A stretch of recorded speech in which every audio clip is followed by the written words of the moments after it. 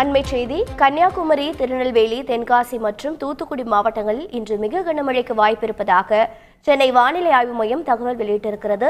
விவரங்களை செய்தியாளர் லோகநாதன் வழங்கி கேட்கலாம். லோகநாதன், வணக்கம். இந்த மாவட்டங்களுக்கெல்லாம் மிக கனமழை பெய்யும் என்று எச்சரிக்கை விடுக்கப்பட்டிருக்கிறது. எவ்வளவு சென்டிமீட்டர் மழை பதிவாகி இருக்கிறது என்பதான தகவல் வெளியாகி இருக்கிறதா? மேலும் தகவல்கள் என்னென்ன? 4 மாவட்டங்களுக்கு ஆரஞ்சு எச்சரிக்கை விடப்பட்டிருக்கிறது.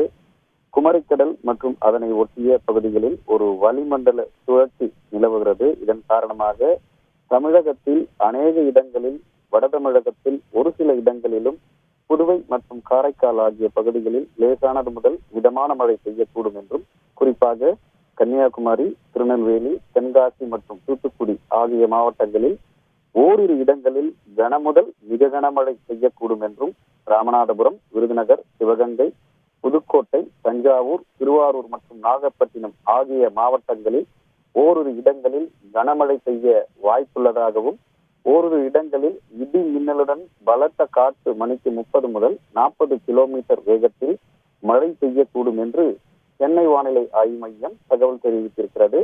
சென்னை மற்றும் புறநகர் பகுதிக்கான வானிலை முன்னறிவிப்பு என்று பார்க்கும் பொழுது, அடுத்த 24 மணி நேரத்தில் ஓரளவு மேகமூட்டத்துடன் காணப்படும்.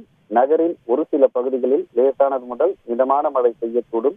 அதிகபட்ச வெப்பநிலையாக 30 - 31 டிகிரி செல்சியஸும், குறைந்தபட்ச வெப்பநிலையாக 24 - 25 டிகிரி செல்சியஸ் ஒட்டி இருக்கும்.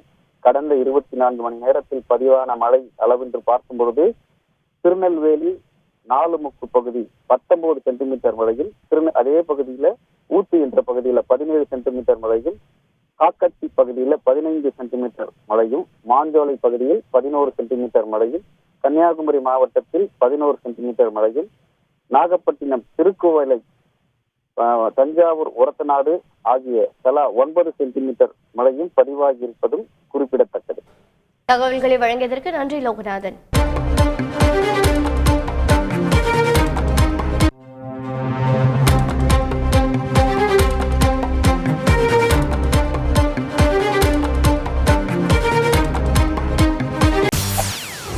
செய்திகளை உடனுக்குடன் தெரிந்து கொள்ள உடனே சப்ஸ்கிரைப் பண்ணுங்க.